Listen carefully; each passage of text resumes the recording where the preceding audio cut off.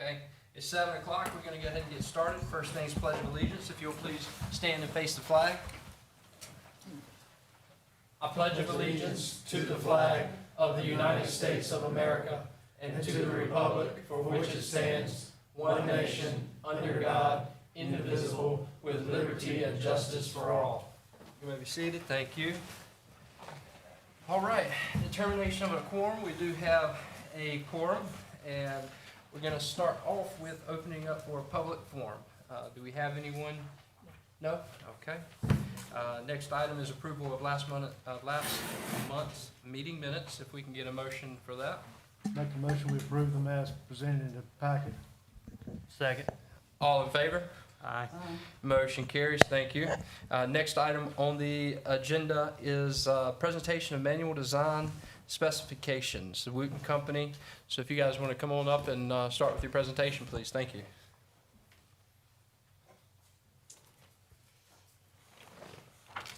All right.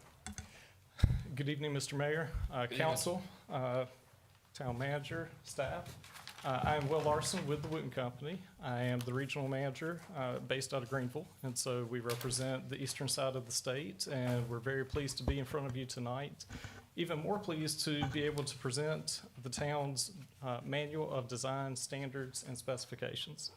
So in your agenda packet, as well as the hard copy that I gave to you a couple minutes ago, the spiral-bound notebook.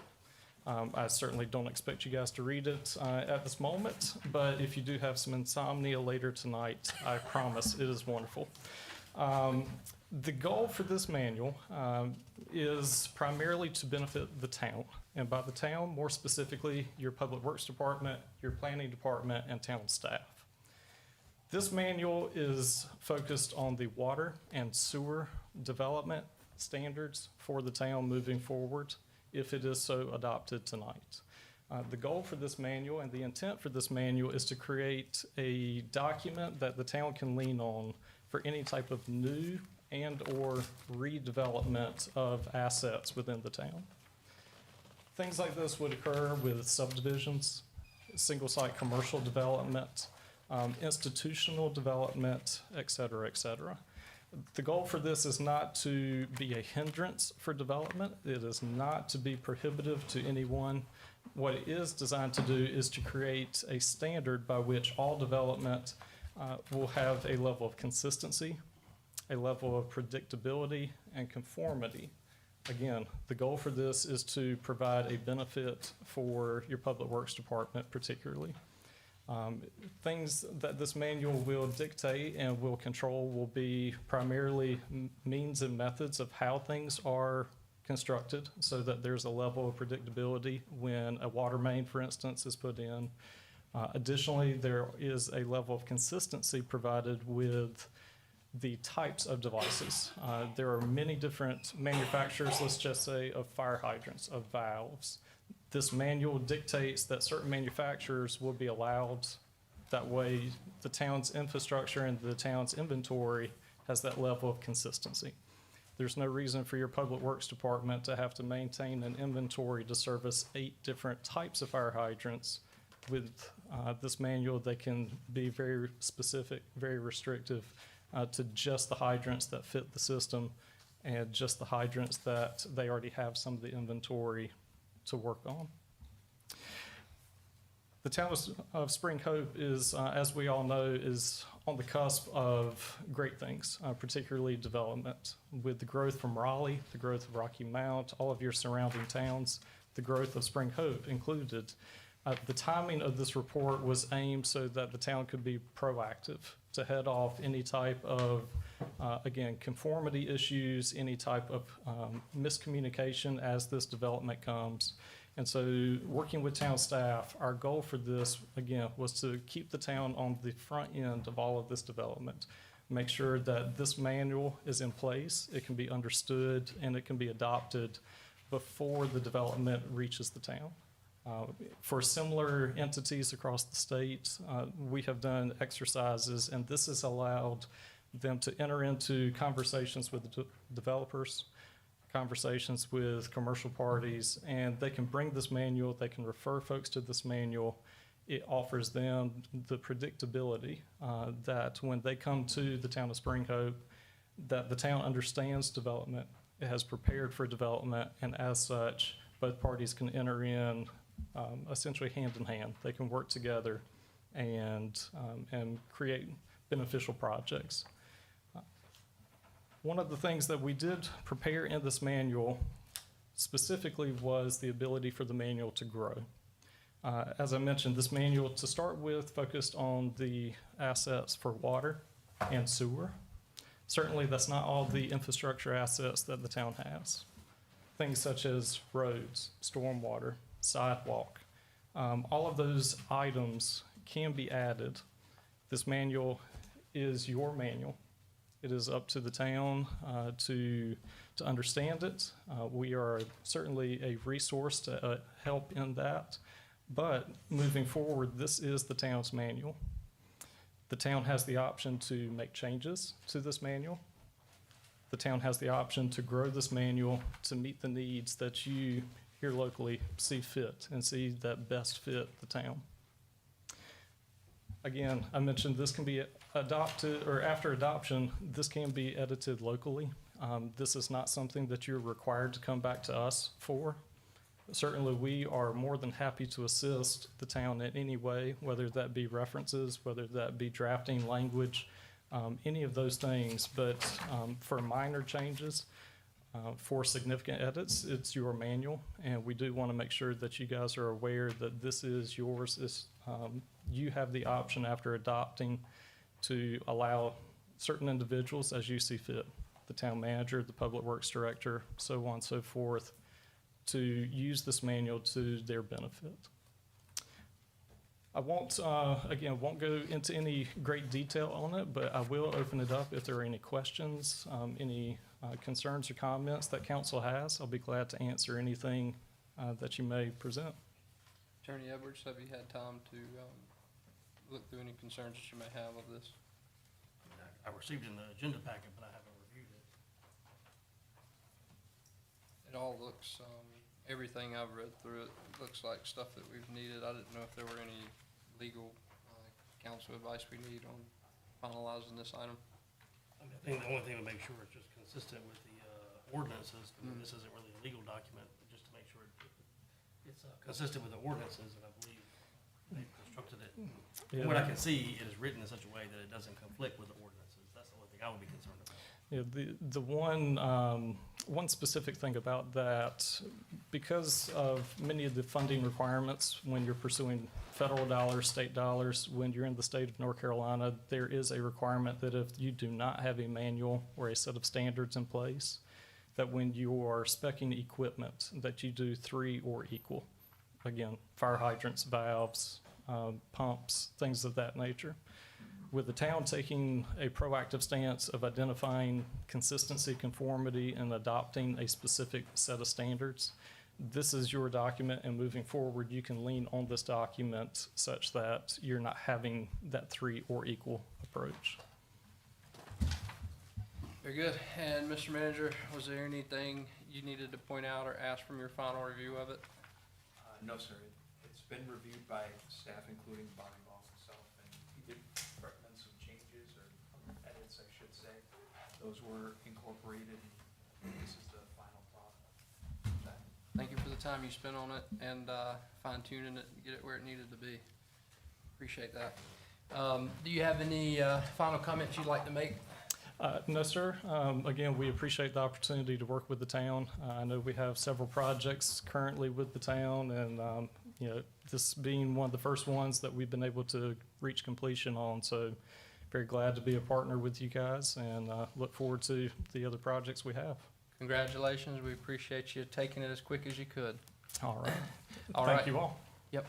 All right, next item on the agenda is going to be simply adoption of manual of design specifications as presented in our packets and in paper copy tonight. Bob, you satisfied with it? You reviewed it, looks good to you?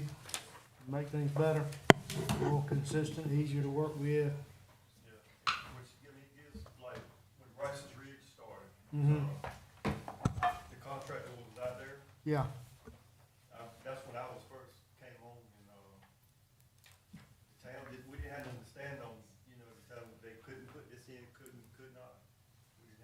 Now we got something to stand on, where they got to go by what we want. To make everything a lot better for you, won't it? And you satisfied, Mr. Manager? Yes, sir. Commissioner Griffin, this standardizes everything for the town as well. So going forward, when Bobby, for example, is repairing equipment, whether it's hydrants or whatever, there's a standardization, so he only has to have one set of supplies on the shelf as opposed to 3 or 4 different sets. Be ready for an emergency. I'll make a motion, we accept the manual of specifications as presented. I'll make a second. All in favor? Aye. Motion carries, thank you. Moving on to next new item, presentation of system development report, the Wooten Company. If you'd like to come forward and present that, please. Absolutely. Good evening, Mayor, Commissioners. Good evening. 10 seconds, I will plug this in. HDMI, hopefully will go live here unless Andrew says. Oh, are we there? Are you there? We're there? Perfect. Good evening. Good evening. My name is Gary Hartong. I work closely with Will Larson out of our Greenville office. I actually am from our Raleigh office, so we've got Spring Hope straddled this evening coming from both sides. I thought I would take a couple minutes and talk about the system development fees study that the Wooten Company has conducted for the town. I'll talk a little bit about, give you an overview of the presentation. I promise I'll keep it short and sweet. There's a couple slides, but moving forward, I think it's important to understand what system development fees are, how they can be implemented, and then the town can choose whether or not that they are appropriate and whether or not to adopt them moving forward for new development. So the quick overview of the presentation, what are they, and more importantly, what are they not? There's 3 methodologies. Don't worry, I'm not going to do a deep dive. I'm just going to let you know what they are and why we selected the method that we did for Spring Hope. How are fees collected? What are projected revenues? Should you adopt the maximum allowable fee? And then if there's any questions, I'd be happy to answer those. So a quick overview. System development fees, they allow local governments to charge new development, exactly what Will's been up here talking about, for connection to your major utilities. Those utilities that service everybody, not just a specific part of town, not just a specific subdivision, a specific street. These are going to be your large utilities, your wastewater treatment plant, your large sewer collection lines, your large water transmission lines. Those are the utilities that are applicable for these types of fees to be assessed. And they can cover both existing assets and new assets. So existing assets that you have that have remaining capacity for new development, you can set a small fee to basically allocate that capacity to new development. Likewise, if you have a capital improvements plan and there's new assets identified that serve new development, those can also be part of this calculation. There's 3 types of fees that can be considered. Again, we're not going to jump into those too deep. I want to make it clear that SDFs on the left side of this page, they're separate. Well, there's certainly not impact fees. Impact fees have essentially been replaced by system development fees. Impact fees are no longer legal in North Carolina. Capacity fees are legal. Availability fees are legal. TAP fees, etc. All of those fees are legal, but they're not system development fees. Your system development fees must be based on a calculation, must be directly attributable to costs, and they can cover a 5 to 10 year period with an adjustment. Actually, it may actually be 20 years as they were adjusted, but they need to be reviewed and adjusted every 5 years to make sure they are current.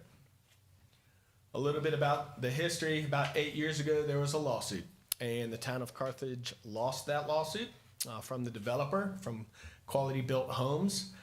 Primarily because their fees, their impact fees that were set were not based on a specific formula or methodology, and they could not demonstrate to Quality Built Homes how they were calculated.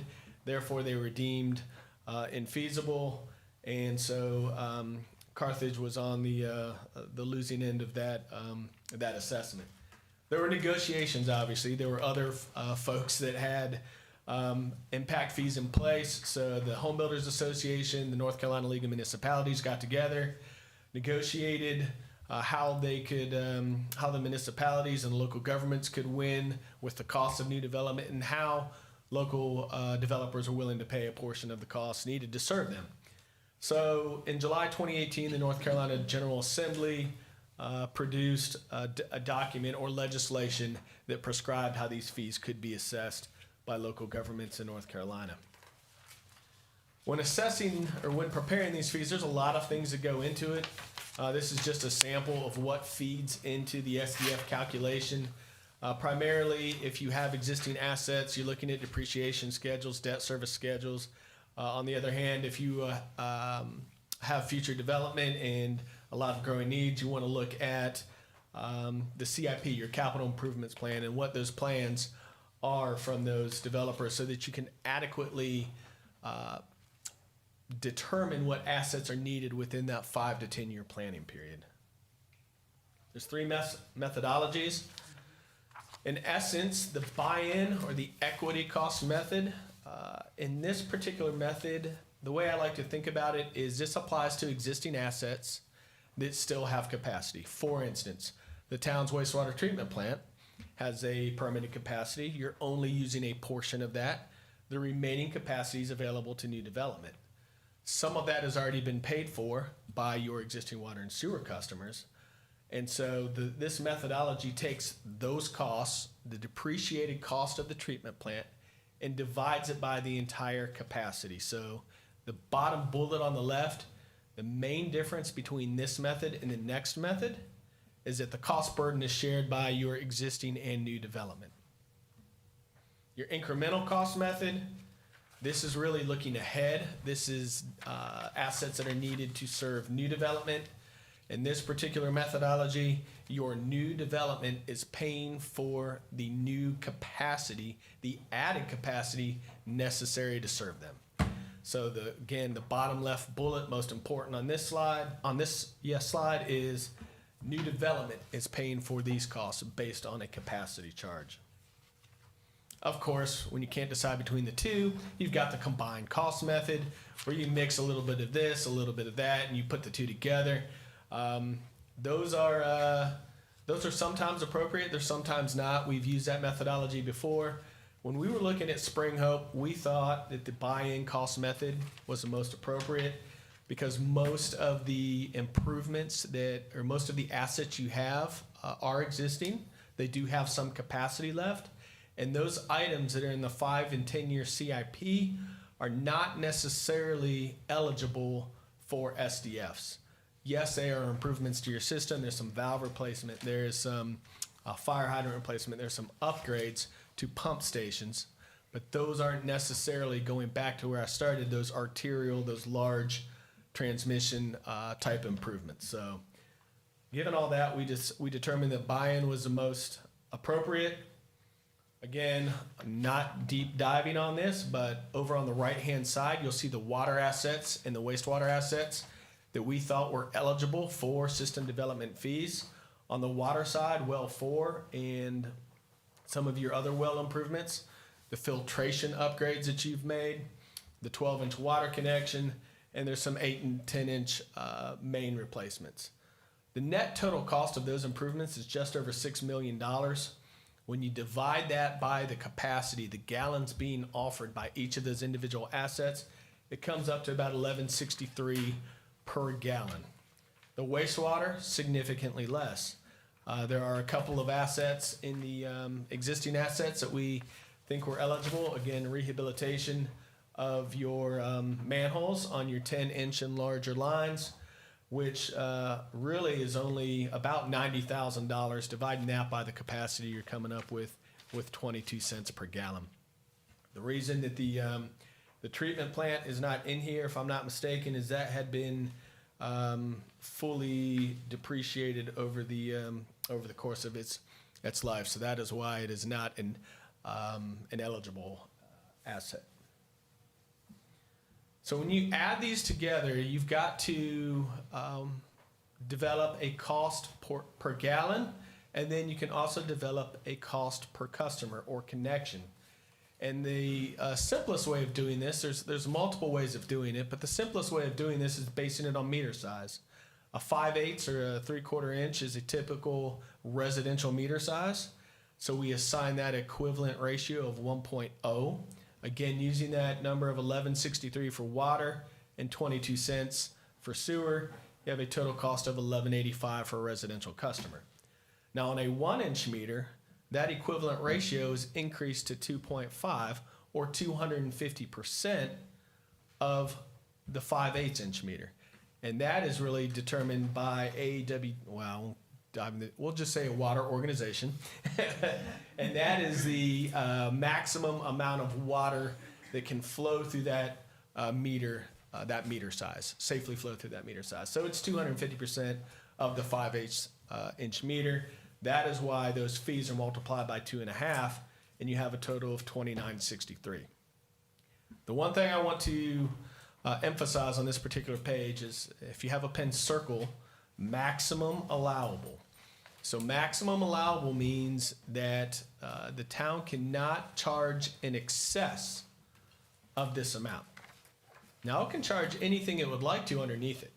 If it wanted to charge $5 for water and 10 cents for sewer, perfectly acceptable. However, the town should not charge $12 for water and 25 cents for sewer. Those are maximum thresholds. They're not necessarily recommended numbers for the town. That's just saying that those are numbers that should not be exceeded if the town decides to adopt this type of fee schedule.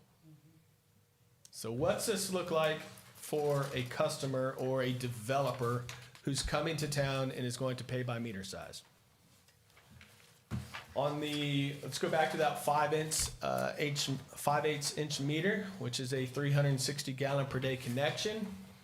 Typical residential customer. If the town chose to, again, emphasize maximum allowable, select that fee schedule, the developer would be responsible for paying $4,187 for water, $79 for sewer, for a total of $4,260. And the town could choose anything less underneath that threshold. You'll see at the bottom a 12-inch meter. If you decide to use that equivalent ratio, theoretically, you could ask the developer to pay $917,000 for a 12-inch meter, $900,000 of that covering your water and $17,000 of that covering your sewer. Pay that amount when? They pay that before development, at the time of when the plats are submitted to the town. There's a very specific process for that. Put forth a plat to the town and wanted a 12-inch meter, they'd pay maximum of $917,000 That's correct. to put it in and tie it into the system. That's correct. And this is per projected customer, right? So That is correct. housing development says 100 houses, that's 100 customers they'd be paying for. If you had 100 residential connections, yeah, you'd be looking at $426,000. So of course, when we take a look at this, we say, what does the revenue look like for the town? And if you look at the historical growth of Spring Hope, it's roughly 1/4 to 1/2% annually. But we do understand there, as Will mentioned, there are some subdivisions on the horizon. One particularly that has a large number of homes associated with it. And so what we did is look at the base, and then we said, moving ahead, let's assume X number of connections per year. What would the projected revenues be for the town given those maximum fees? So using the 5% growth in addition to that projected subdivision growth, you could theoretically, at the maximum rate, expect little over $800,000 in water revenue, and then I think it's roughly $18,000 in sewer revenue. Couple conclusions. The water and sewer SDFs have been calculated based on those projects that we deemed eligible from your existing assets and from those projects identified in your CIP. I mentioned the $837,000 on water, $16,000 on sewer. Again, if you were to implement a rate that was 50% of our maximum allowable fee, you would see $400,000 and $8,000 on those two revenue projections. The next steps. The town certainly has the option of taking this to, if they do decide that they want to implement these, there is a very specific process for the implementation of the rate schedule. It starts with a 45-day public comment period. After the report is completely finalized, we at Wooten are still making some final edits to that report. We should have that report ready within the next week or so. So after that report is ready, the town can publish it on its website or make notice of it in a local newspaper.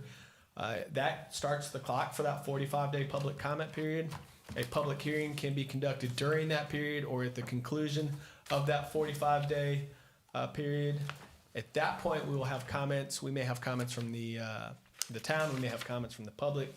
We will consider those comments and put those back into the report and see if any of the numbers change, and then the town can make the decision whether SDFs are appropriate as they move ahead.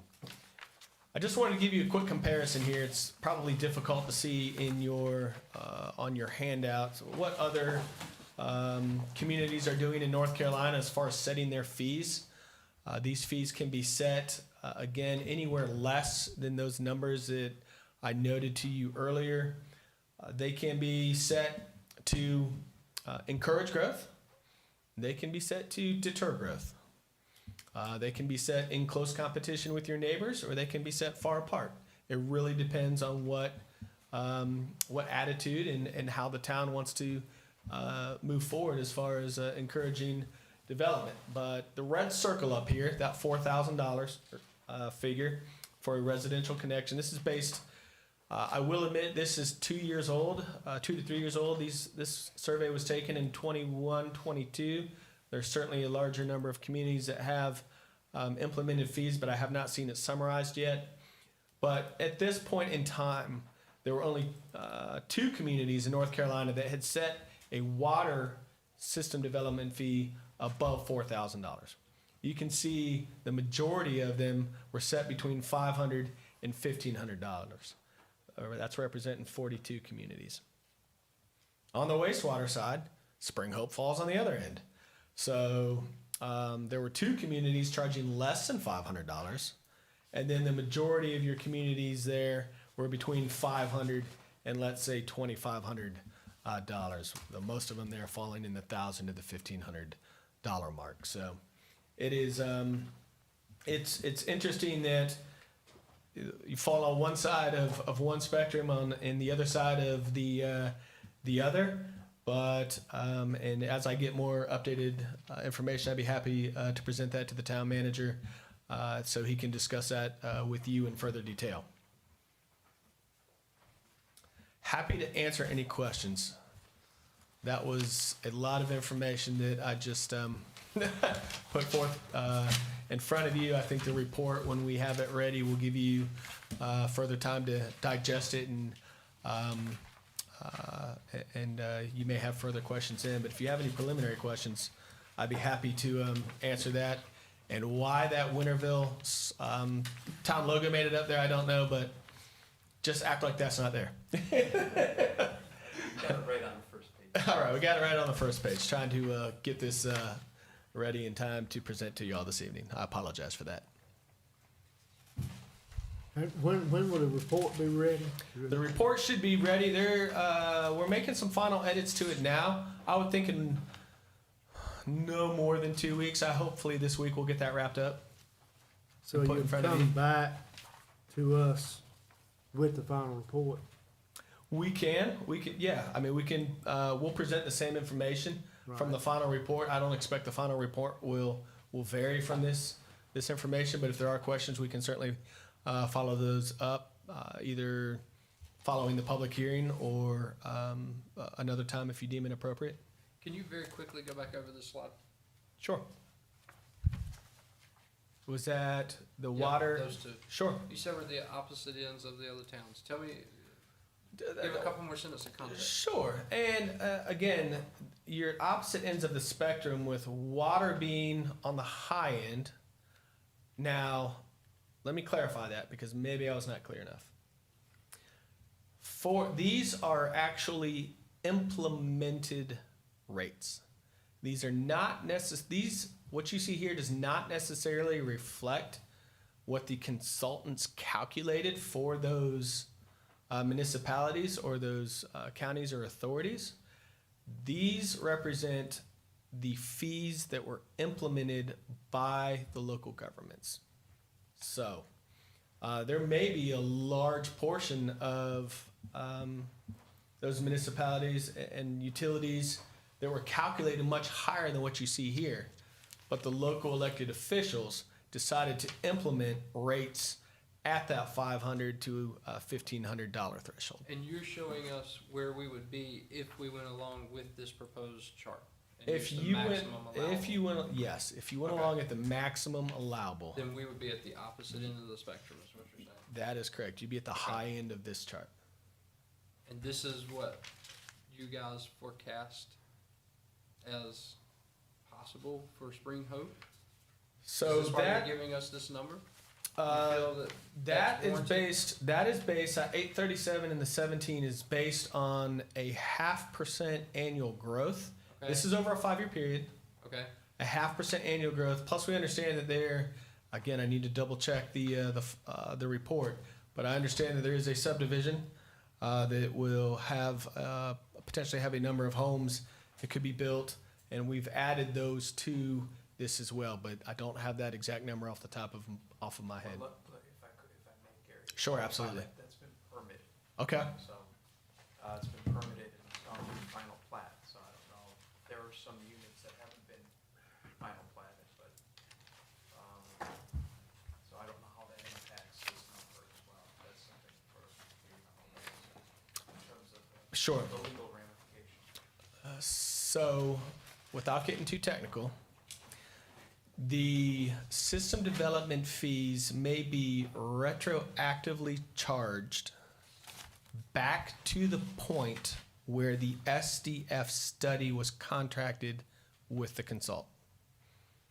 So, again, not knowing the exact time frame of when those plats were submitted and approved, I'm not sure of what that overlap looks like, but there may be an opportunity, again, time dependent, to recover a portion of that from that particular development. and in a bird's eye view summary, these fees will allow us to be able to shut the valve off and no growth comes here because we charge them too much. If we want to stop for a little bit, we can open it wide open and let everybody in. Is that what this will allow us to do? Sure, within those parameters. But the intent of this is to come up with an SDF that makes sure that we don't, that we are recouping it, what That's it's correct. gonna cost us That's correct. to add these taps. So at a minimum, we want to look at a fee that would make us not go in the hole by putting the taps in, and then we should have our water and sewer rates set appropriately so that we can maintain those enterprise funds and maintain some profitability, so to speak, to continue our systems and maintain our systems. Right, and this will help us to be able to expand those systems. Right. That's right. I mean, you nailed it on the head. The overall intent is to be able to provide new development, the same level of service you're providing your existing customers, by having the new development pay their fair share of the cost to expand capacity to meet their needs. I appreciate the presentation. Any questions from town staff, attorney? Any commissioners got any questions for him? Appreciate the presentation. Thank you. Appreciate your time. Yep, absolutely. Thank you. All right, next item on the agenda is presentation of the CDAP, NC Commerce.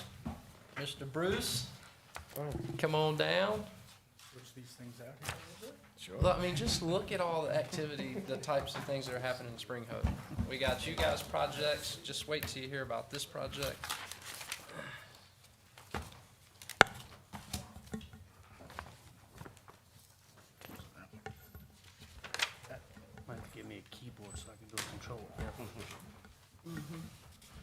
Oh, it wasn't in the packet. I do remember. Boy, this was a tough month to start the tablets, wasn't it? That's not right. No, this is a good month to start tablets. Okay, what do I You do? know, Bruce, I don't think I've ever gotten this. This is neat. You have a place for us to take notes. You're expecting us to take notes on our presentation. I do it. We All do right, it. I'll try. We're in the state, we do it right. Very smart. Except I can't figure out how to make this thing up there. That's, I think it's on there. huh? Other- Yeah.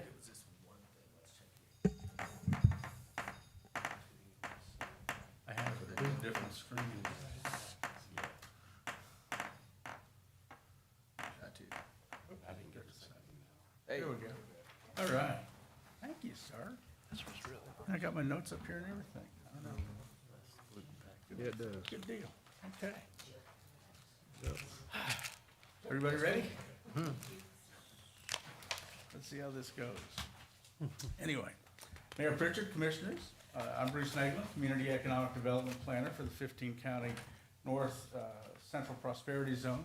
Charles Hossel, the Main Street Program Specialist, who has worked with me on this project, is at the National Main Street Conference, could not be here tonight. And, but we are both with the Main Street and Rural Economic Planning Center, which is part of the Rural Economic Development Division of the North Carolina Department of Commerce. I'm required to say that every time I get in front of somebody. But I do appreciate your time tonight as we do a quick review of the Spring Hope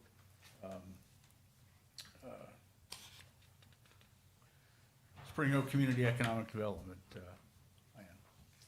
So, the Community Economic Development Assessment Program, or CDAP, is a short-term efficient assessment designed to jumpstart a community's economic development efforts by providing action items. These action items assist communities achieve tangible outputs and outcomes in a short period of time at minimal cost. There are two sections to the CDAP, the report and the implementation plan. The assessment report is a collection of surveys, interviews, and other data we've gathered and analyzed to develop the recommendations for the Town of Spring Hope's assessment work plan. The assessment implementation plan is exactly that, a plan to implement the actions to help jumpstart the town's economic development effort. First, I want to acknowledge the individuals who were involved in this process. We had 4 meetings, with the first in October 23rd, and our last meeting was March 27th. And each meeting was extremely helpful. Everyone was very candid in our discussions.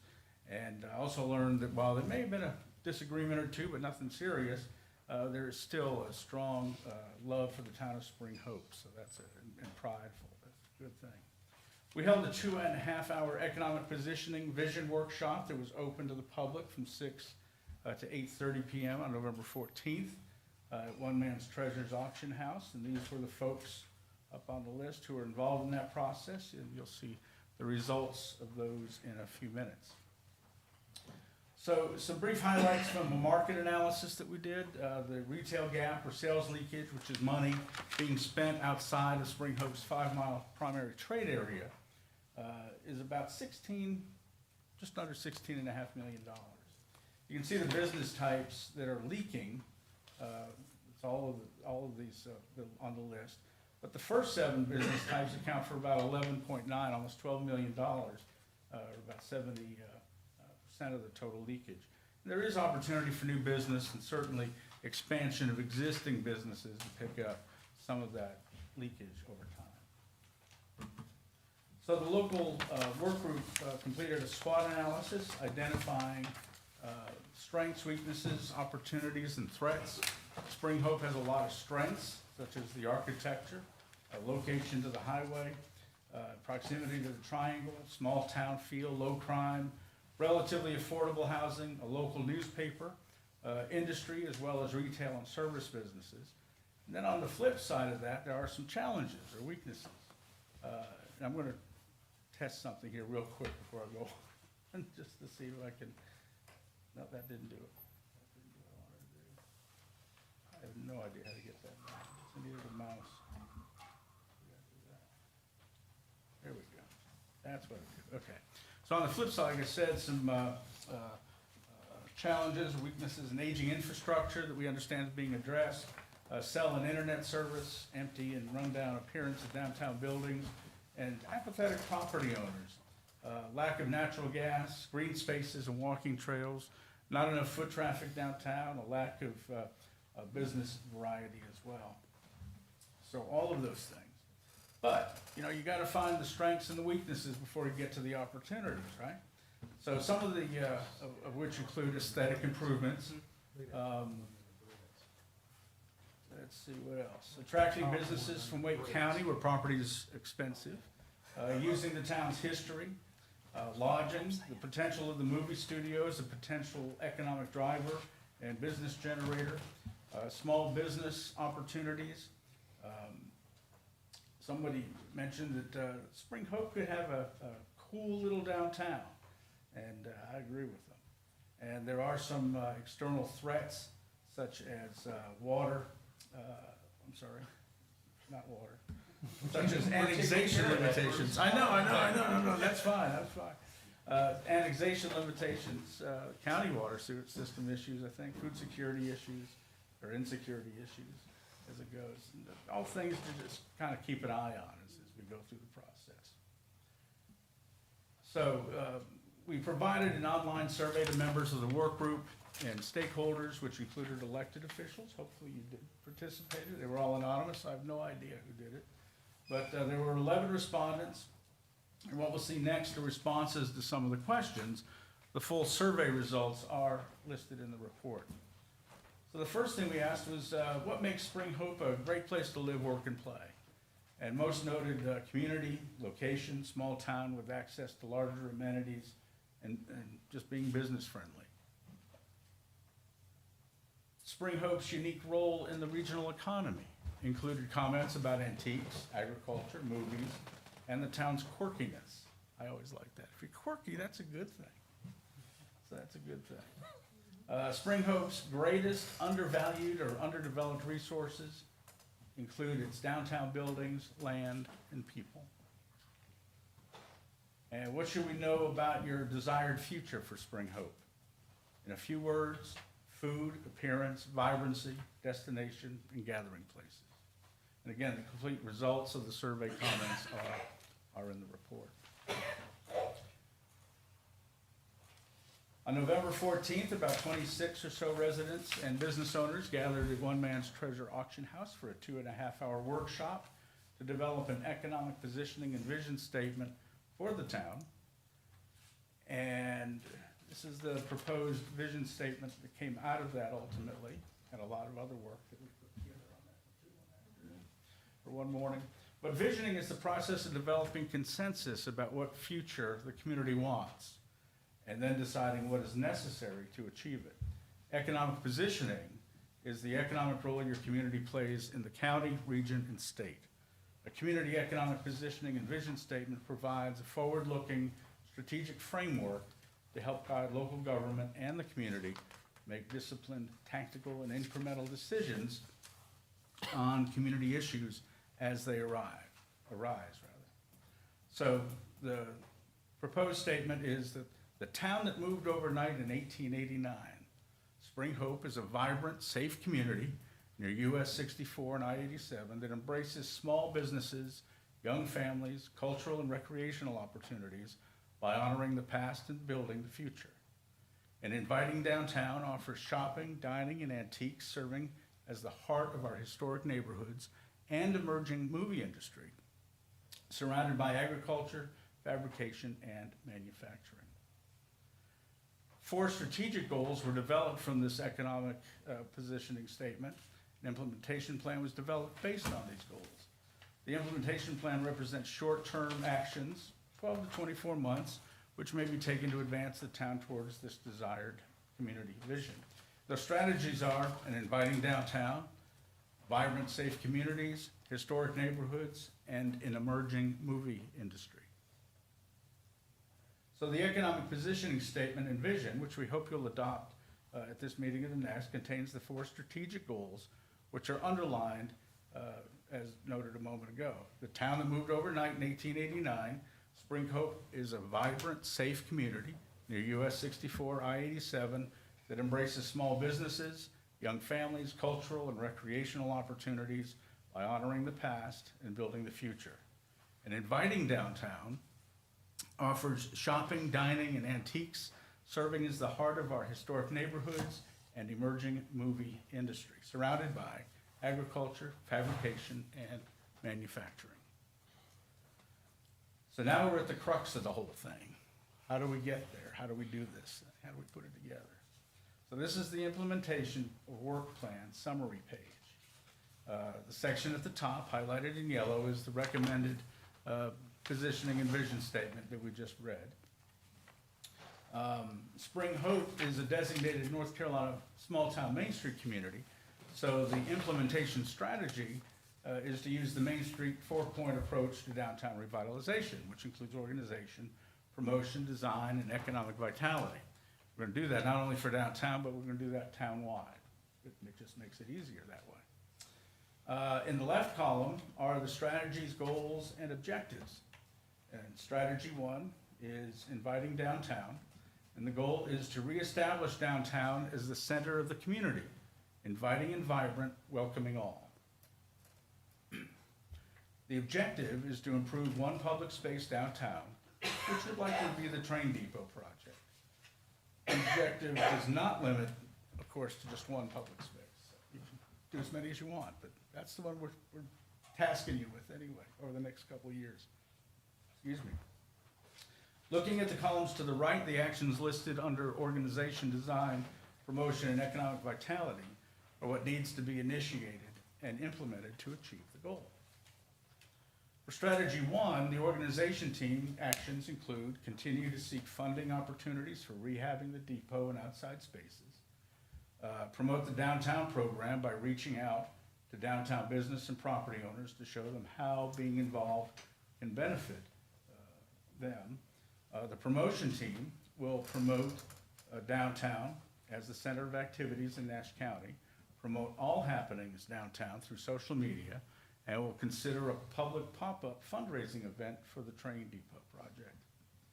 Still under strategy 1, the design team will help determine the outdoor features of the train depot, organize 2 public downtown cleanup days, one in the fall and one in the spring. Of course, wait till after the pollen goes away. The team will also identify additional public spaces or vacant parcels to potentially activate for public use and survey and photograph the condition of downtown sidewalks, streets, and so on that are in disrepair or need improvement.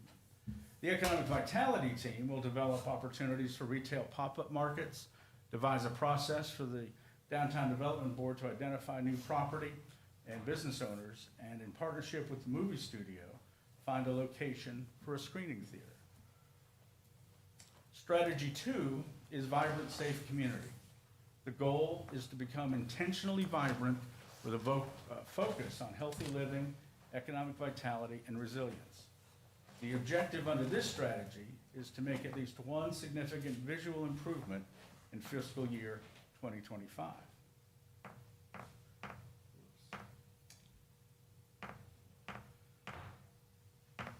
So for strategy 2, again, vibrant, safe downtown, the organization team actions would include attending and participating in downtown and economic development related workshops and networking events, develop a low maintenance method to communicate with residents, business, property owners, and the public, bring the Downtown Development Board, the Chamber, and Museum Board together to identify common goals and objectives and consider creation of a 501c3 nonprofit corporation for fundraising and project development. The promotion team will develop or could develop a street banner program in both commercial centers and celebrate and promote all successes throughout Spring Hope. Just publicize them so people know the good things are going on. The design team will look at replacing the high-pressure sodium street lights with brighter LED lights throughout town and develop options, and especially downtown, and develop options for enhancing the appearance of town gateways and corridors. The Economic Vitality Team will inventory inactive buildings throughout town, encourage property owners to develop upper floor residential, and this will help to grow capacity, especially in downtown. Strategy 3 is historic neighborhoods, and the goal is to become known for the best historic neighborhoods in the region. The objective is to create at least 2 opportunities starting in mid-2025 for historic district awareness to residents and commercial property owners. So for strategy 3, historic neighborhoods, the organization team actions include scheduling 2 historic preservation workshops in mid-2025. So I've already given you the 2, so you check that off after you do those things Hey, next the year. DUB chairwoman is here, and she's like, I don't have to plan the rest of the year. Bruce That's is pretty out. much enough. We got it You all just here. show up to the meetings. We got it all here. And also consider creation of a Spring Hope Historic Association to promote, encourage, and sponsor activities regarding the town's history and district. The promotion team will consider the creation of a historic homes tour. They don't know that yet, but they will. Which would bring awareness of the local history, development of community pride, and be a fundraiser for the host organization or organizations. The design team would work toward a consistent, history-based plaque program for historic houses and buildings. The Economic Vitality team will review the 1988 Spring Hope National Register Historic District with the State Historic Preservation Office to confirm structures listed as contributing in 1988 remain so, and then determine any possible additions. And as you probably know, contributing properties are eligible for historic rehabilitation tax credits, which can be a financial help to rehabbing older buildings. So strategy 4 is emerging movie industry. The goal is to create a comprehensive ecosystem to develop, I love that word ecosystem. Actually, I don't like that word ecosystem, but it fits. To develop a thriving film community in Spring Hope. The objective is to develop a framework for some basic infrastructure, support services, a business environment, and quality of life. So for strategy 4, the emerging movie industry, the organization team actions would include develop and have the town adopt regulations and a streamlined permitting process supportive of the film industry, and also partner with an area community college or university with an established film program for actors and technicians. The promotion team would develop activities to create a positive community image in supporting the film industry, publicize past film productions that have been shot successfully in Spring Hope, and highlight the town's existing film-related businesses and skilled workforce. That'll also help retain and attract new business as well. Continuing with strategy 4, the design team will locate and plan a walk of fame for hand or foot imprints of known and upcoming actors who make movies in Spring Hope. The Economic Vitality team will develop a directory of local businesses to provide services to the movie studio and host at least one introduction to the film industry workshop to showcase opportunities and bring awareness of the industry to residents. I envision that at the studio and several different things, but anyway, that's a whole other story. We'll talk about that later. And so that's the report and the recommended implementation plan. Of course, I just kind of covered the highlights of that. But I do want to mention that we're not just delivering this report and once you adopt it, we're going to go away and you won't hear from us again. Part of our mission with the Main Street Rural Planning Center is to develop long-term relationships with the communities and counties that we work with. So we will be here, we are here to assist with implementation of some of these actions being recommended. So with that, I hope you'll consider adoption of the Spring Hope Community Economic Development Assessment Report, the Economic Positioning and Vision Statement, and the Implementation Plan. And I'll be glad to answer any questions. That was a lot. Commissioners, staff, any questions?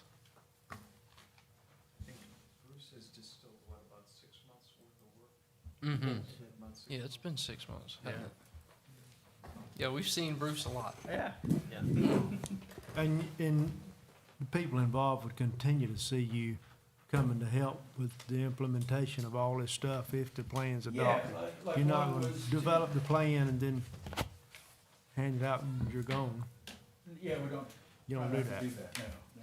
We'll work with, like, for example, with maybe bringing the DDB and the chamber and the museum board together, talk about the shared goals or to identify them.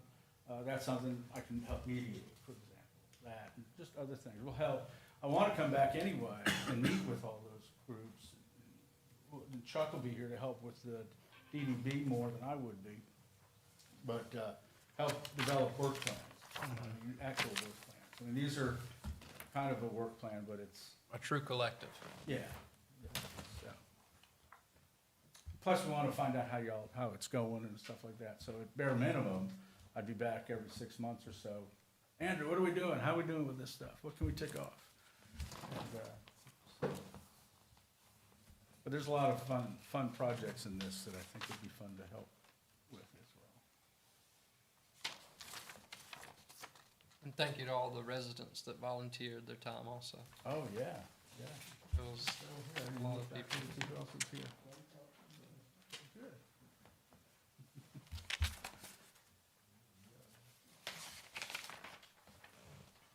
That's it. I will You got go any take my questions? seat. Okay, Thank you. well, thank you for the presentation, and that's actually on the agenda for adoption. So do we have any discussion before we put a motion out to adopt the Town of Spring Hope CDAP?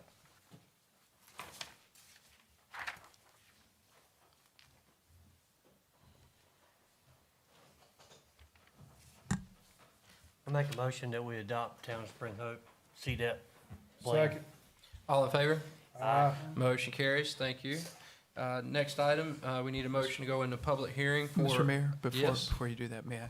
What's up? Mr. White is here to talk about the Ash Street properties, and his family's at home, so if you could move him to this part of the agenda, he'd appreciate it. Yes. Yeah, we needed to do that. You were supposed to be at the beginning, so come on up. We had you in the public forum section, so. Yeah, so, good evening. So I just wanted to give you guys an update on 119 and 121 Ash Street. 121 is gonna be, they'll both be complete about the same time.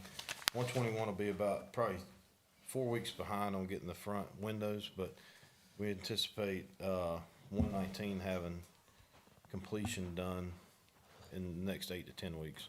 It actually passed electrical framing on Friday, passed plumbing inspection today, and we actually have Duke dropping all those overhead power lines. We actually paid Duke just to run them all underground to make it look cleaner back there. And like I said, it looks good in there. And hope to be occupied in about 8 to 10 weeks. So And they're that's gonna be ripping out. 119 would be first, you said? 119 will be first, yeah. And what we actually did is we have a food company that's actually gonna be moving in to 121, Okay. and they're it's a friend of mine's company, and we ship to about 20 different countries every week. So it's It's, a shipping business, food shipping business? yeah, basically everything will be brought here, co-packed, and distributed. So it's a really cool product. I mean, like, he actually, so my buddy, he's an older guy, he created the Lunchables, and he created this product, and it's targeted towards really affordable protein for people in need is the big thing with it. So you can feed a family 20 grams of protein for less than $2 a meal. Oh, wow. Yeah. So that's distributed, those packages are distributed locally in Last North week we Carolina? shipped- It is North Carolina, but last week we sent to over 20 countries as well. Really? Yeah. Wow. So, and then the 119 is going to be the office for. It's mainly just going to be the office for the development side, because we've got so much going on in Nash County and eastern North Carolina. We're just gonna move the office out of Raleigh, off of Glenwood Avenue to out here. We'll have probably, I think we're projected just to have like 6 W-2 employees out of those 2 buildings. Not a whole lot right out of the gate, but it's a start. I mean, with what Edwards did on, was that Pine? Uh-huh. And with what we're doing on Ash, I think it'll be a big facelift for that area. To the alleyway, I heard you said you ran the power lines under the ground, so Correct. you could make for a nice little actual seating or some, if you wanted to in the future. It's underground, right? No Yeah, overhead. It is. I mean, Mhm. those overheads are pretty Yeah, bad looking back yeah, there. I know. I mean, we plan on pouring a patio in the back, just so the employees can eat lunch Yeah. or whatever back there. I mean, it needs to be cleaned up. So, and that's why when we put all the gravel down there, we intended on doing a patio back there. Your employees probably park in the back too, won't they? I know our Probably. I mean, street parking's kind of limited yeah. Well, that's- with that- with the license plate agency and, yeah. anyway, just curious. No, I hadn't really put a whole lot of thought into that. Right, Because they could, I mean, either park in the parking lot across the street or right. back there, yeah. But yeah, I mean, it's, everything's been framed up and it looks really good in there. I mean, working with older buildings always takes a lot more money than you anticipate, but it's coming on, Yeah. Yeah, I know that story. yeah.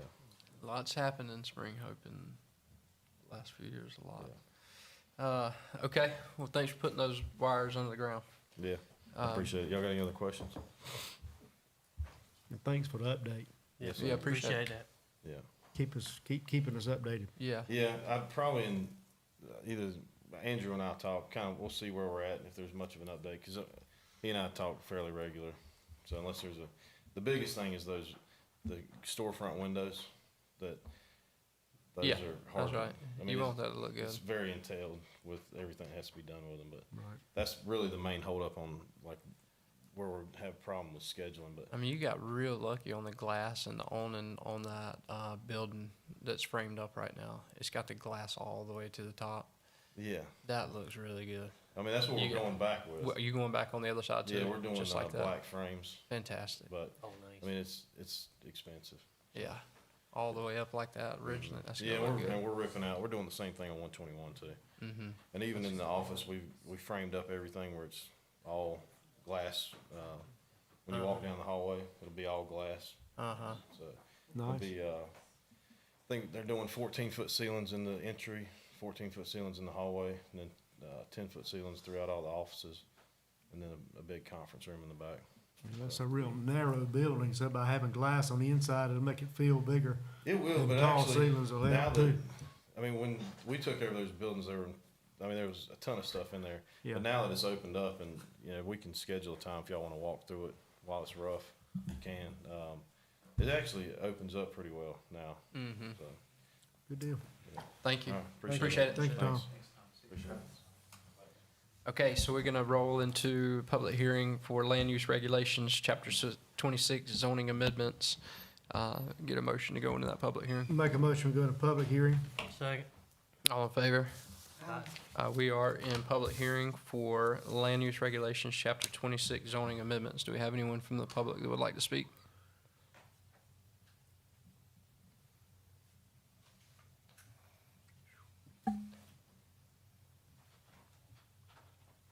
Okay. If no one from the public wants to speak, we'll just get a motion to go back. Motion to go back into regular session. Second. All in favor? Aye. Motion carries. We need to get an action on chapter 26 zoning amendments. Are there any questions from the commissioners or any comments from town staff? Can I just say something real quick, Mr. Mayor? So this is the culmination of a 2-year project that Stuart has been working on. Not only the 160D amendments that we had to do by statute, but also compliance all the way through. The document has been on the town's website now in one draft form or another for, I think, 3 months. And we have not, to my knowledge, received any comments from the public. But you'll see that as you leaf through the document, and I know y'all have, and I know you have, Mr. Mayor, you've spent a lot of time with it, that there are some lots of minor changes, but some significant changes to the zoning amendment, and largely clarification in the tables of use, classifications of uses. There are some clarifications, many clarifications to the definitions, the creation of definitions where there were none previously. So there are a lot of changes to the zoning. Most of them are, as I said, minor, but they're significant in the fact that they were lacking previously.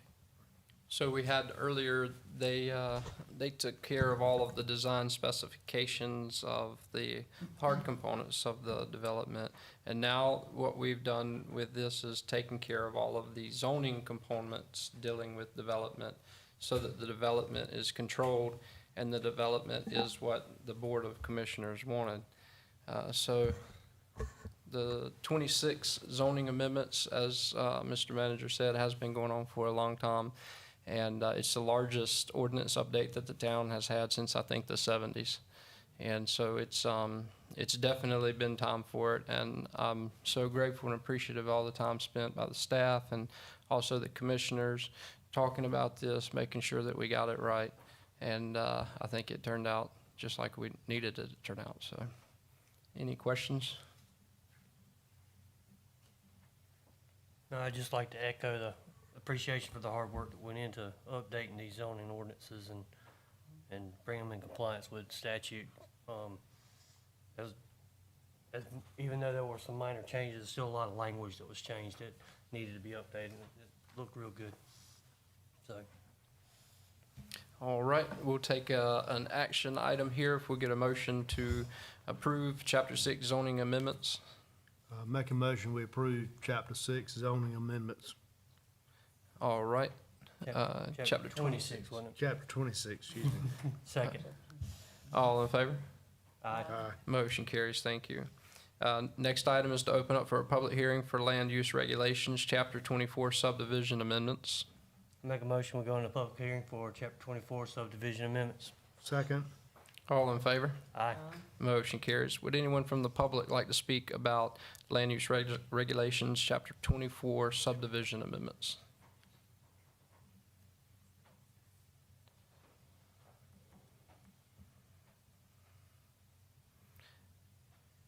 If not, we'll entertain a motion to go back into regular session.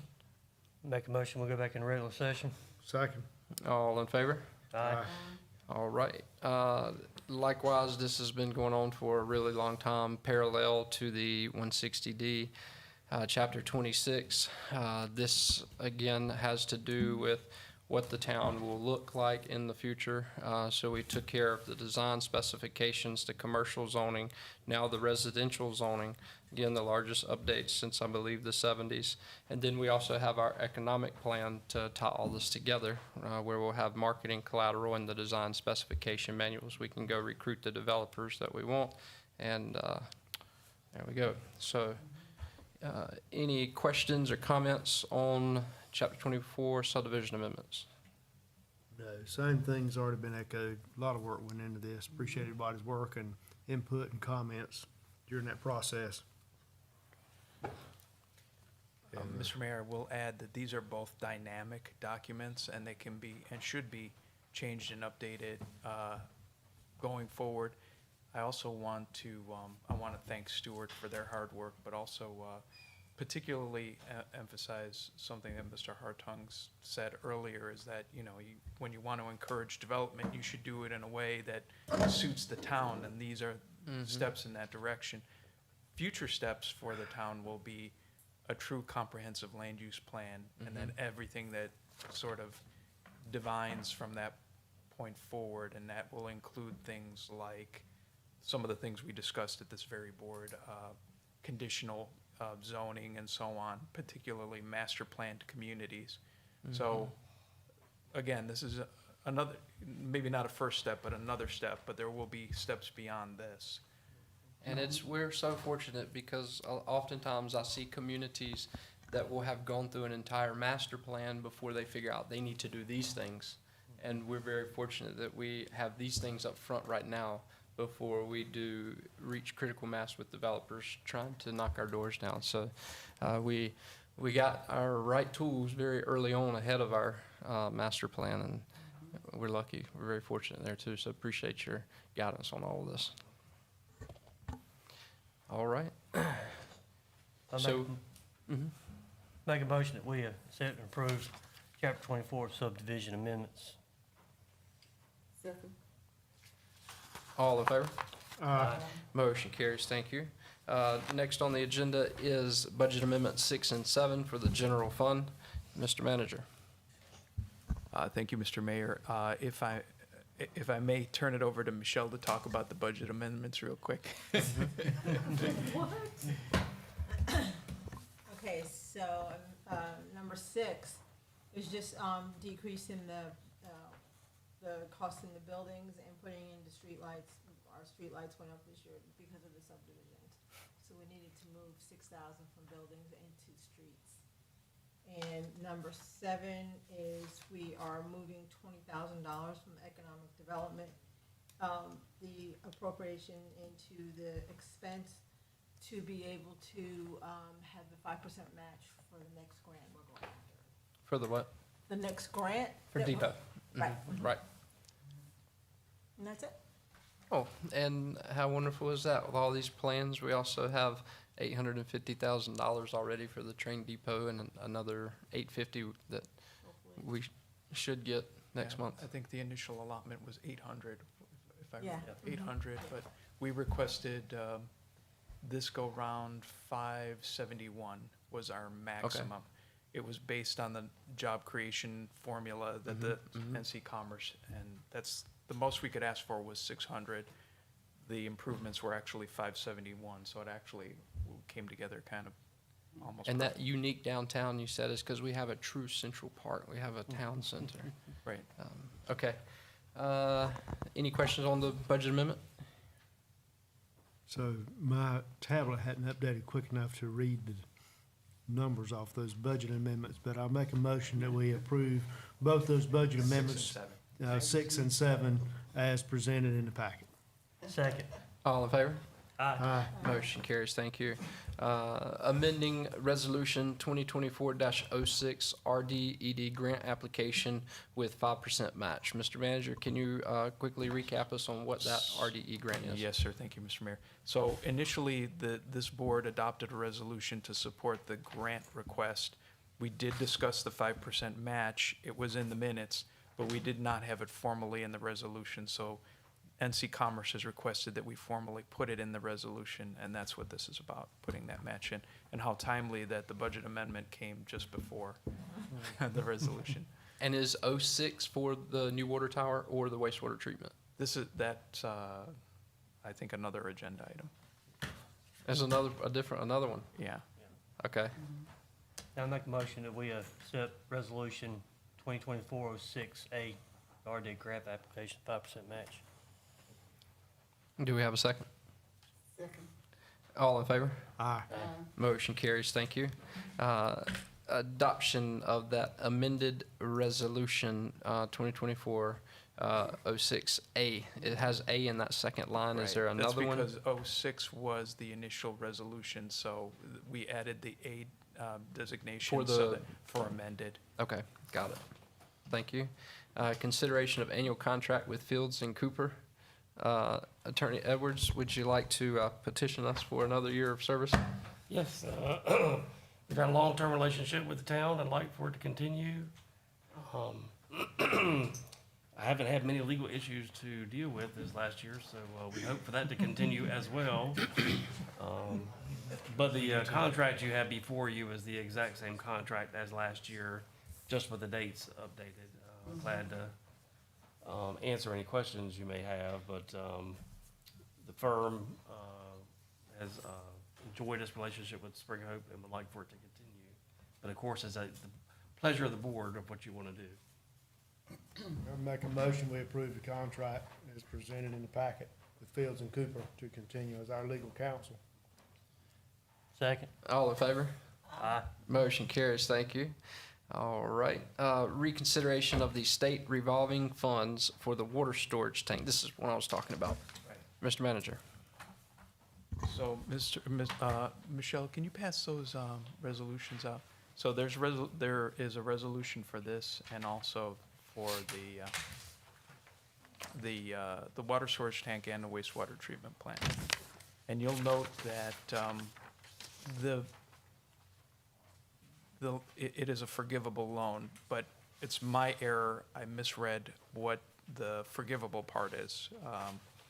So it is to a maximum of $500,000, which would mean the town incurring a significant amount of debt. And I have the figures on the resolution before you, so you can see for yourselves what those numbers look like.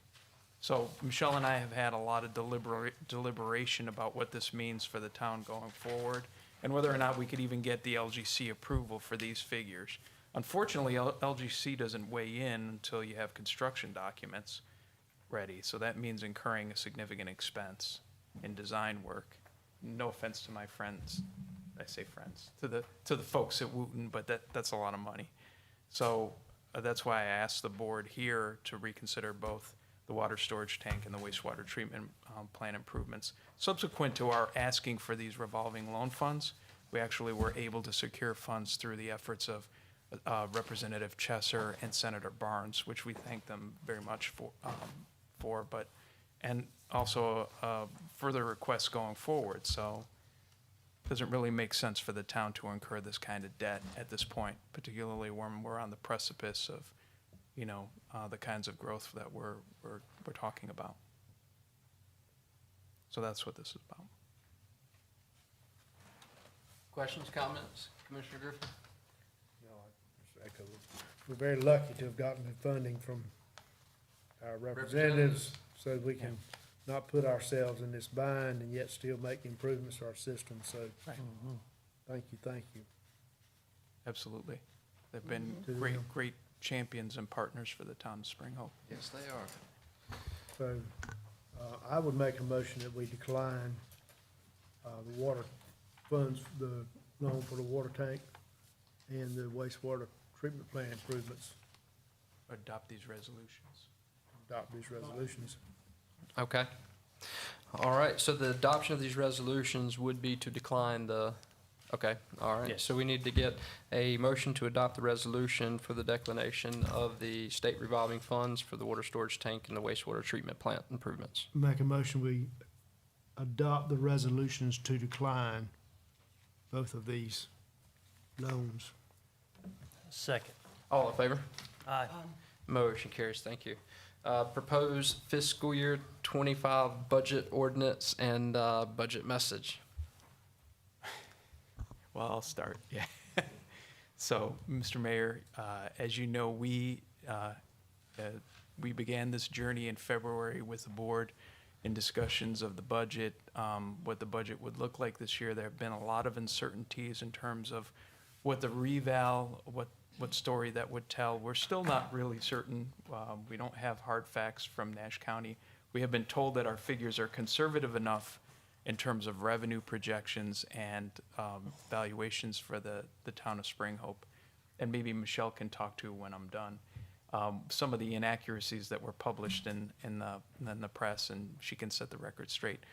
But at the end, this is a budget that restores, previously when there's been a reval, the town decided to go revenue neutral, and that really the town has suffered because of it. Many of the things that we're looking to do, including adjusting salaries, not just for the all-important police department, but for the rest of town staff. Now we have public works. We have to remain competitive in terms of salaries. We have to be able to attract and retain talent. We also need the funds to do the things that we need to do in terms of maintenance of town buildings, start to build a fund for paving projects.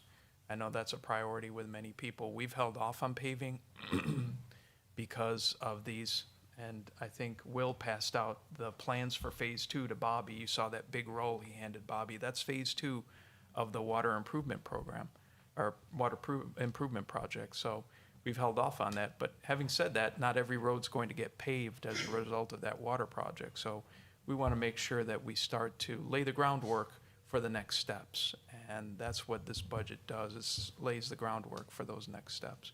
So what it does is it keeps the mill rate the same as it is now, 67 cents per $100 evaluation. But the assessment has gone up, and as I said, Michelle can talk to that, so. So, there was a misconception, by, the newspaper that said that we were going to, get a 63% increase in our taxes, and it was really more like 48%. It will give us an extra $250,000 in the budget for next year, which is a good amount of money. It's not a lot, but it will help. So I was here when we went, revenue neutral the last time, and I guess it's been about 7 or 8 years, and we're still fighting back, trying to regain our footing in general fund because of the money that we lost from going revenue neutral. So that's just something for you to think about. You know, like he said, we want to be able to keep a hold of our people, and this budget, really, there's no fat in this budget at all, and hopefully we'll be able to get through with this this year. And right now, just to let you know, things are very, very, very, very tight, and it's been tight like that for about 3 months, and that's, you shouldn't really get tight till May and June, but we've been tight since January. We really could use the extra funds. And that's to do many things, not just give raises, it's also, like you said, to fix the buildings, just all kinds of things. Community building really needs some work, streets, everything. Cemeteries need help. The town, we haven't done a lot in the last 15 years, and we really need to, pick up the game before we lose, more ground. That was a good exercise, wasn't it? Exercising those number crunching parts of your brain. Well, the fact of the matter is that, you know, we have, this fiscal year, we were able to restore the 7th officer to the police department. Unfortunately, we've had a hard time hiring a 7th officer. So, you know, the chief, and I give the chief a lot of credit in his ingenuity and his rapport with his officers. He was able to, you know, kind of turn that situation around, and we were lucky to attract Officer John Wilson to return full-time to the PD. You know, he started here in Spring Hope a while back and was part-time, but he's returned, and, you know, we'll be creating, with this budget, we'll be creating 2 sergeant positions. So every shift will have a supervisor that will free up the lieutenant to do admin work. And, you know, these are things that the chief can speak to better than I, but, you know, in a sense, we're restoring the merit that should have been here all along. This budget restores proper classification. There's a personnel policy that's associated with it of 80 pages. Things that have been missing, and so I'm happy to do it. I hope that the board can endorse this budget going forward. We'll be setting up the public hearing for the June meeting to discuss all of this. But, you know, it's a good budget. It does increase some things across the board, but it gives us a little bit of breathing room. You know, right now we have, I think we just concluded a $9,500 project, if I recall correctly. Correct me if I'm wrong on the exact numbers, Michelle, at the ball field. Yep. To separate out the electrical and to work on restoring the scoreboard.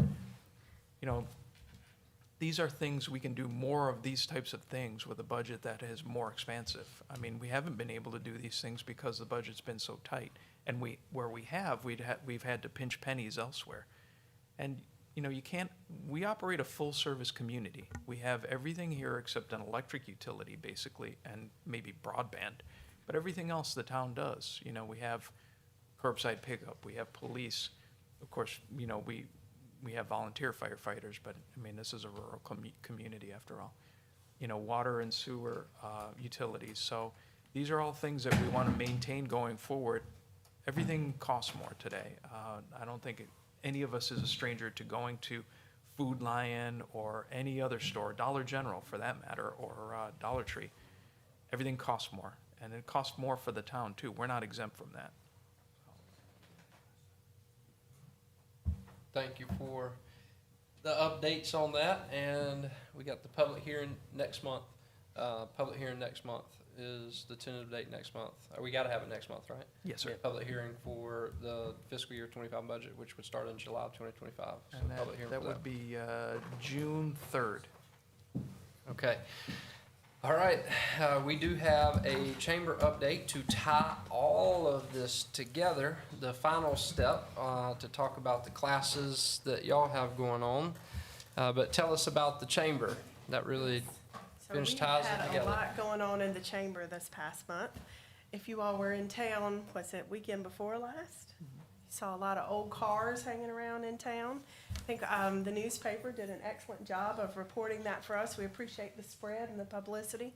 They reported that we had 110 cars. Of the 110, we had 101 that were registered to be judged. So they were from all over the place. We brought people in from far east and far west and even from Virginia, so we were kind of excited to have them here. Moving right along, next event will be next Monday. It'll be the general meeting for the Chamber of Commerce, and that will be at the Peachtree Hills Country Club. Starts at 6 o'clock, and that'll be a collaborative meeting with the Downtown Development Board for a second in a series of marketing tools. So that's open to the public, open to you all. We'd love to have you. We'll have a light dinner, open to the public, small businesses. So tell your friends. I've got some flyers over in the mailbox at the chamber. I'll bring back a few here in just a few minutes. We'll continue. We're going to try to do that every month or every other month. So just to help the small businesses and people that may want to come to town and open a business. So we hope that that will encourage them to come. And right after that meeting on Monday night, we'll have a pumpkin festival planning meeting. So that is in full swing, and that is our next big event. So that's all I have for now. Thank you. All right. Thank you. Y'all are doing great. Miss Claris, I see you back there too. Thank y'all. Thank you so much. Okay, code enforcement. Sean? Oh, and let me point out, Ms. Pam from the DDB, thank you for being here tonight too. Go ahead. Mr. Mayor, Sean had another obligation tonight, but he did submit a report. If you have any questions, or if you have, I want to emphasize one thing, if I may. So we get reports all the time about properties that need to be mowed or junk and so on. There has to be a due process period, so it may seem that nothing is being done, but Sean is working with property owners to remediate. He has to give them an opportunity to respond and do that. Where it's not being done, then we have a contractor to go out and mow or pick up junk, and it gets charged back to the property owner. So I know that's a long process. Can you kind of, maybe for the benefit of the public that's here, how long does that process normally take? Once it's started and we have to give them X number of days, and then after that, we bring the contractor, just might be good to. It's a minimum of 10 days. It can be, but with any kind of progression, Sean stretches it out usually to 30 days or so. If people are showing a good faith effort, but it's also contingent on his schedule. He's a busy man, and so whenever he can come back around to town, he tries to follow up, and he does. I will also say this, there's a misconception, I think because of the way the letter is worded, that every complaint, somebody is snitching on their neighbor. That's not the case. Sean drives around town, you've all seen him around, he has a magnetic decal that he puts on his vehicle. So many of these are, basically just a code enforcement effort. And just to ask to clarify, in his job description, contract description, he is, like, that is what he does. He rides around and looks for Yes. stuff. He doesn't wait for neighbors to call. No, He he's rides not. around. So this stuff, he's finding It's himself. a proactive process. That's Mhm. exactly it, Mr. Mayor. He's a town employee, he's a part-time town employee, so he's not a contractor, he Mhm. works for the town. Mm-hmm. But that is his job description. To go find it himself. Okay. Yeah. Thank you for pointing that out. Okay. Police department.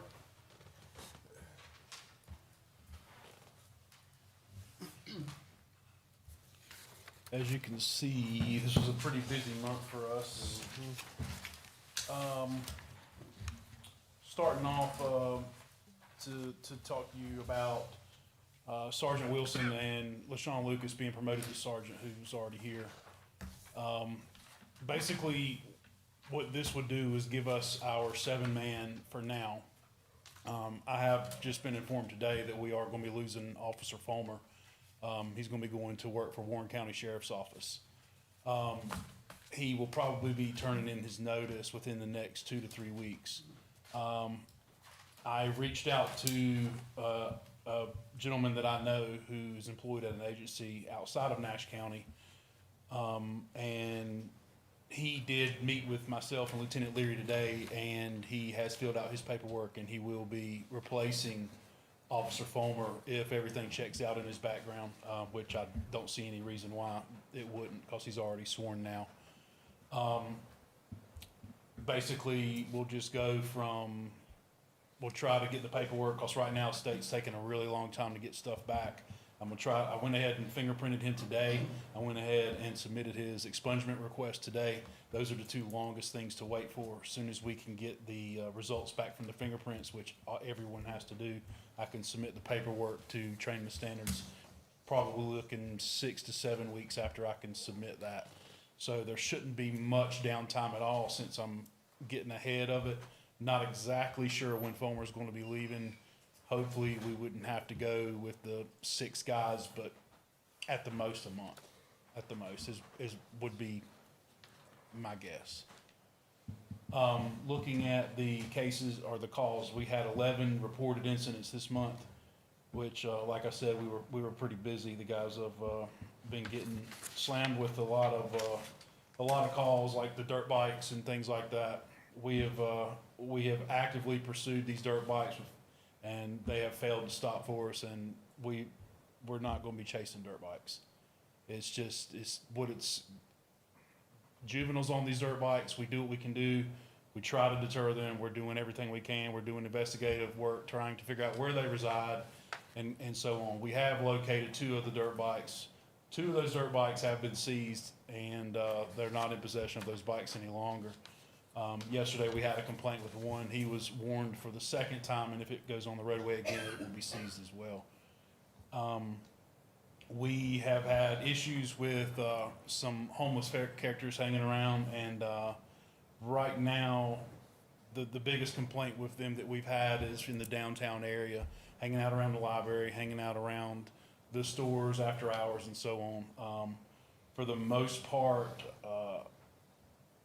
that has been taken care of, and 2 of the 3 of those are currently in jail now. We had a break-in at the smoke shop. We are currently working on that, trying to get some results back from the fingerprints and so on with SBI. The suspects in that, we believe we are right on top of them right now, but it's just a little bit more work, and then we'll be able to close that one out. We had 128 calls for service, 27 traffic stops, 22 security checks, and like I've said before, the security checks, basically that doesn't mean that they only walked in one business. That means that when they log off on their system for a security check for Spring Oak Commons, that means that they're checking that entire area. There's no way for them to pinpoint each individual thing. So these security checks at that location is for the whole entire complex. And we don't have it set up yet for them to be able to list downtown as a security check because of the way the system is set up. So those aren't being reported, but that's going to be the majority of our checks anyway, is going to be the downtown area. We had 8 traffic accidents, 8 domestics, non-chargeable, 16 disturbance, 26 total investigations with 19 cases cleared. Thank you. Thank you. A lot going on. Appreciate y'all keeping us safe. Okay, that's it. That's all the reports. Any closing comments? Do you want to, does the board want to ask me any questions about manager's report or have any concerns or anything? There's something I'd like to talk about. Anything you want to highlight? Yeah, I do actually. Bobby, did you have anything to add on Public Works? Since you're here, you sure? Bobby's a man of few words. Thank you, sir. Thank you, Chief. I appreciate that too. So one of the things that's come up, and I think the mayor went to one of those regional utilities meetings that the county's been holding, and I think I mentioned to the board at our February budget workshop that, you know, one of the things that we should emphasize and work towards is the extension of the extraterritorial jurisdiction, the ETJ, in the southern part of town by the interchange. That has had land be incorporated or annexed in to the town limits previously, but the ETJ wasn't extended. So I recommend that we do that this year, and with Attorney Edwards' assistance, pursue that with the county. That is a intergovernmental new tablets, an intergovernmental process. So, I'm saying this because it kind of melds with those regional meetings and the idea that the county is going to do, and they push this idea of an interconnect in the southern end of town, you know, on the water side. There's not a reason for the town of Spring Hope to interconnect with Nash County on the southern side or anywhere else for that matter. We have 4 producing wells now. We'll be putting a 5th well in the next year or so into service that out supplies the 4 put together. So the town of Spring Hope will have no shortage of water. So there's no reason for an interconnect. I think this is a strategy that the county is employing to kind of head growth off, you know, rather than being incorporated into the town, that growth will take place in the county. And there's really no reason for it. And, you know, if you look at growth in North Carolina, forget about the country, it's the communities that grow, right? It's not the county areas. That's where people live when they want to kind of do their own thing. The communities are where people come together for mutual goals and mutual aspirations. And, you know, that's part of the process. You know, that's why Bruce is here and the folks from NC Commerce. So we want to continue to, you know, foster manageable and responsible growth in Spring Hope, and part of that is making sure that will incorporate parts of the extraterritorial jurisdiction as necessary to continue that growth. So that's been part of the problem here in Spring Hope previously, is there has not been a lot of residential growth. And without that residential growth, you can't attract commercial growth. And these two things sort of feed upon one another till you get to critical mass, and before you know it, you know, you've got all the things you want to see, like downtown places to eat and shop and so on. So I would encourage the board to further that expansion of the ETJ, and also maybe have a resolution to kind of tell the county that, you know, I guess they haven't believed me when I've gone to them and said that this board, that my commissioners have told me in no uncertain terms that they have no interest in working with Nash County on these issues, is that we want to remain an independent utility. And maybe we need a resolution to do that, Mr. Yes. Mayor. At least get that ETJ. Can we proceed with that? Okay. What will be involved with that? What do we need to do that? How long will that process take? Go ahead and to do that. We would have to get the map of that area, right? We would have to, 1 mile out of that area. Yeah. So what we would be doing is extending the town limits to the current ETJ, No, and then extend the ETJ another mile, The- or extend the ETJ from the already extended town limit a mile beyond that. Correct. So we don't have to get any agreement from the county to do that. We just can go ahead and do that, correct? No, I think it does require an agreement with the county, because the extraterritorial jurisdiction is currently in the county. So what do we need to do to First To map do- it out, and then do a resolution from this board, and then present it to the county. so But you do some of that stuff parallel with talking to the county all along. It's not like you, and you as our attorney would talk to the county or town manager? Our attorney. either way, I mean, probably if it's dealing with the county attorney, then it's usually me. If it's dealing with the county manager, then it's usually him. So, but the next thing for this board would be you would bring us a map of where it is existing, maybe to next month's meeting, then we would make a resolution to extend the ETJ beyond the already extended town limits. I would say, And- let's do it at the July meeting, if we Okay. may. Fresh fiscal year, fresh funds, and we certainly we'll have the funds with the adoption of the budget to be able to do something like this. But- Because we would have to pay an engineering firm to do that. But we don't have to have a resolution for, tonight saying, yes, go do that? No, Okay, well then let's put it on our agenda, or to have that first and foremost for July. we obviously need the board's concurrence, so just this conversation is really what I needed. The rest of y'all concur with that? Concur. And then, okay. Very good. Any comments, follow up on that? Nope.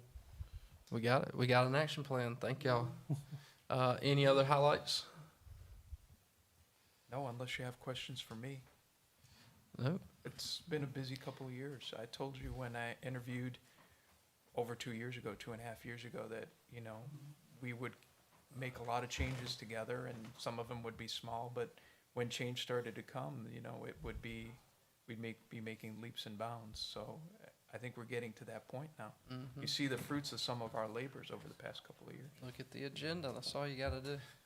Hopefully they won't all be this big.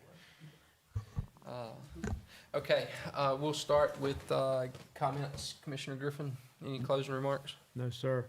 Okay, I just want to say thank you all for your hard work on all of this. This is a lot of work. It's been a long time coming for all of it, so congratulations on getting it all accomplished and finally passed tonight. Commissioner Lucas? Yeah, I'd just like to say that we're losing a lot of good people because, we're a small town and we cannot compete with the larger salaries, but we're going to have to do better because as soon as we train them, they get gone. We just lost another one tonight. And I had an incident last 2 weeks ago in Nashville, and I feel his pain because when I called the police department in Nashville, a lot of faces were from Spring Hope. A lot of the cops that were in Spring Hope are now in Nashville, and I feel his pain, So we can't match it, but we're gonna have to do something in order to maintain good personnel. I think the proposed classification system puts us just about on par with where Nashville, where they currently, I know that we'll be a little bit ahead of where they currently are. And I think they're proposing an increase this year in Nashville, so we'll still be a little bit behind them. But of course, this is Spring Hope and this is in Nashville, so there are That's right. advantages to being in Spring Hope as well, so. There's flexibility that the chief offers officers here and things that, in schedule and so on. So there are advantages to being in Spring Hope too, but you're right, Commissioner Lucas, we have to do better. Commissioner Gainey? Good. Okay. Any closing remarks? Attorney Edwards? Yes, sir. Okay. Town staff, Mr. Manager? No, I want to thank all of you for your commitment to this meeting and all the meetings. Yes. All right. Now, with no further ado, we just need a motion to adjourn. Make a motion to adjourn. All Second. right. All in favor? Motion carries. What a meeting. Good gosh. Oh, dang, that was a lot. That was a lot. I mean, dang, I just. I've been complimented tonight. I know. I'm so glad I didn't have that pack of paper.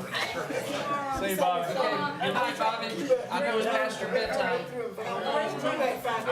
You get up at 4:30. There's if you put a keyboard on it, You're supposed to say, no, I don't never go to bed. and then you can type in a search term, and it'll take you to where you get to. Okay. So I'm looking at the keyboard because mine.